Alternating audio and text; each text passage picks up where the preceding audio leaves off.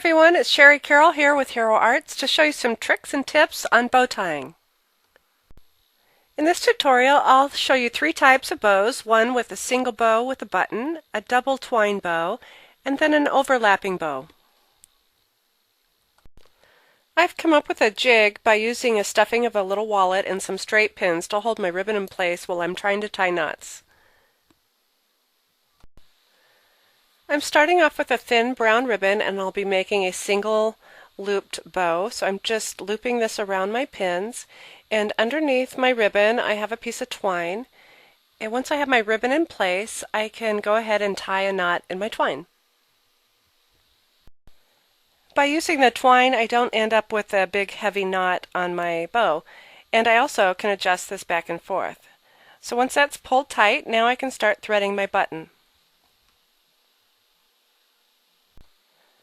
I'll just thread each end of the twine through the holes of the button,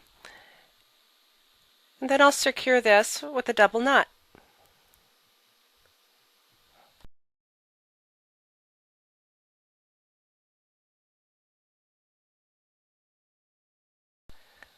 The next bow I'll be making is a double looped twine bow. I'll start off by placing my pins where I want each of the loops to follow around. And once I have my pins in place, I'll go ahead and lay my center twine down. That I'll use to secure everything, and I'll start at the end of the twine, and I'll just do circle 8 or just loop them around each of the pins and press them down and pull them a little tight. And now I'll push everything towards the center and give it a little pinch, and I'll start working with my center twine, and all I need to do is to give this a single knot and again pull that tight, and once that's tight my bow is pretty much done. So I can remove my pins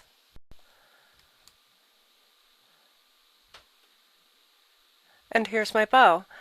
I always like to fluff my bow a little bit, and since it's one continuous loop, you can rearrange the widths of the loops just by pulling them back and forth and rounding the corners. Once you have everything the way you want it, you can trim off the excess ends. And here's how that looks. And the final bow is a loop over loop, which is one of Jennifer McGuire's fabulous creations. To start this bow, you'll need about an 8-inch to 10-inch piece of ribbon, and I also have a button that I've tied a twine bow in.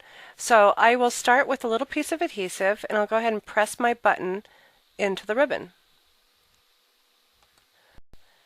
Next, I'll add a little more adhesive to the back of the button on the ribbon, and I'll fold this over and press it in place.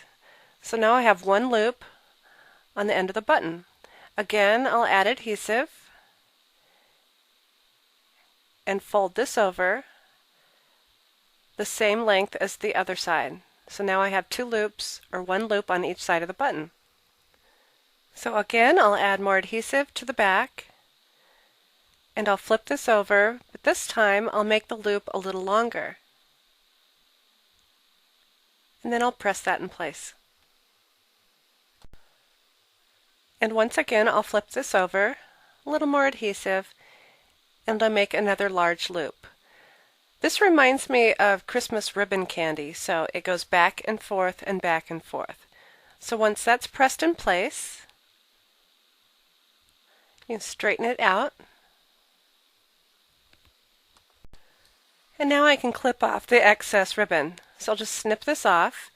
And the easiest way to do a V-cut is to cut up the center of the ribbon, just slightly, and then from each corner cut into the center at that center cut mark. By doing it this way, you get a perfect V-cut every time. So next I want to create the other end of the V-cut for the other side of the button ribbon. And I'll go ahead and cut a V into the end of the excess ribbon that I've cut off. And once I have all this ready, I can go ahead and just eyeball where I want this whole piece to sit.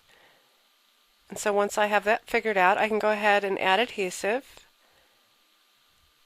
and then press this in place.